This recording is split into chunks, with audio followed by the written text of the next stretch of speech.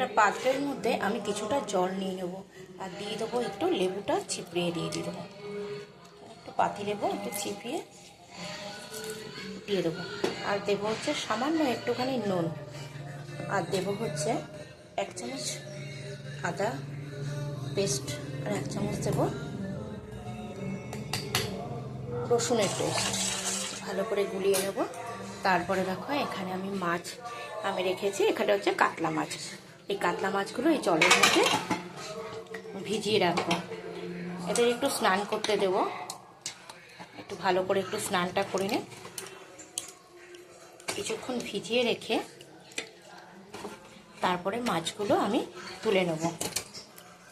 আজকে দেখাবো আমি এই কাতলা মাছটা আমি কিভাবে রান্না করছি।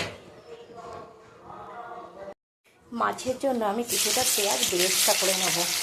ভালো করে কুচিয়ে কেটে নিয়েছি। এবার আমি পেঁয়াজটা ভালো করে আমি একটু বেরেস্তা করে নেব। একটু গোল্ডেন হবে সেভাবে আমি ভেজে তুলে নেব। মাছটা ভালো করে জল দিয়ে যে ভিজিয়ে রেখেছিলাম যে সমস্ত মশলা দিয়ে, তারপরে আমি এটা ভালো করে ছেঁকে নিয়েছি। মাছটা নিয়ে একটুখানি টিস্যু কাপড় দিয়ে ভালো করে শুকিয়ে নিয়েছি। তোমরা একটু শুকিয়ে নেবে। তারপরে আমি দিয়ে দেবো সামান্য একটুখানি নুন। মাছটা একটু মাখিয়ে নেব। নুন আর একটু হলুদ আর দেবো হচ্ছে লঙ্কার গুঁড়ো দিয়ে ভালো করে মাছটা মাখিয়ে রেখে দেবো।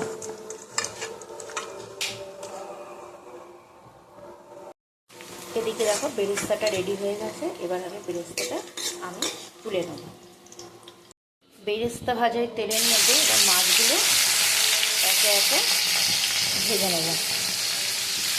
দেখো মাছগুলো দিয়ে দিচ্ছি। একটু ভালো করে কড়া করে মাছগুলো ভেজে নেব। প্রত্যেকটা মাছ দেখো ভেজে তুলে নিয়েছি।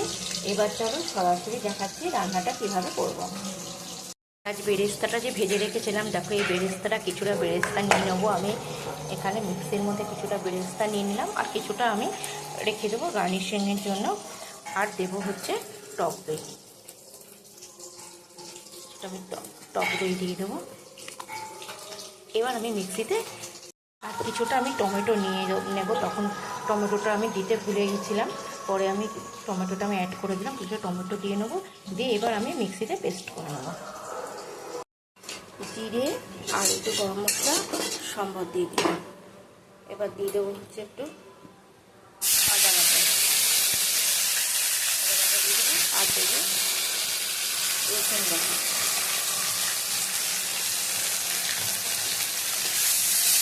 ভালো করে কষিয়ে নেবো। ভালো করে একটু কষিয়ে নিয়ে রসুনের কাঁচা গন্ধটা দিয়ে চলে যাবে, তখন আমি একটু পেস্টটা যেটা করে রেখেছিলাম পেঁয়াজ বেরেস্তা আর দইয়ের, সেটা দিয়ে দেবো।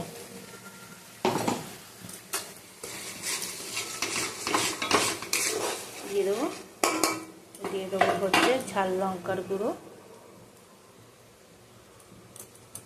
আর দেবো হচ্ছে জিরে গুঁড়ো। দেবো হলুদ,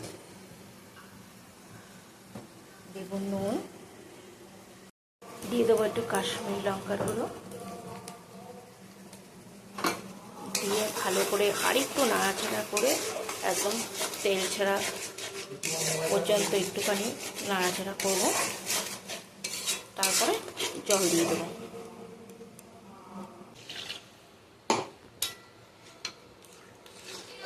আমি আজকে অনেকগুলো মাছেরই করছি, কারণ আজকে আমার বাড়িতে নিমন্ত্রিত আছে।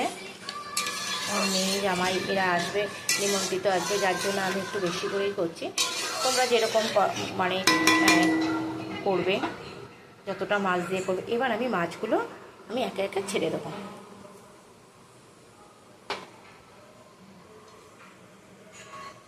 ফুটে উঠেছে, মাছও আমি দিয়ে দিয়েছিলাম। এবার যে বেরেস্তাটা আমি ভেজে রেখেছিলাম সেটা আমি দিয়ে দিলাম। দেখো আমি দিয়ে দিলাম। আর দেবো হচ্ছে কিছুটা ধনে পাতা। তৈরি হয়ে গেল আমাদের পাতলা মাছের কোরমা। তোমাদের কেমন লাগলো তোমরা কিন্তু অবশ্যই কিন্তু একটা কমেন্টে জানিও, আর একটা লাইক কমেন্ট শেয়ার করে দিও।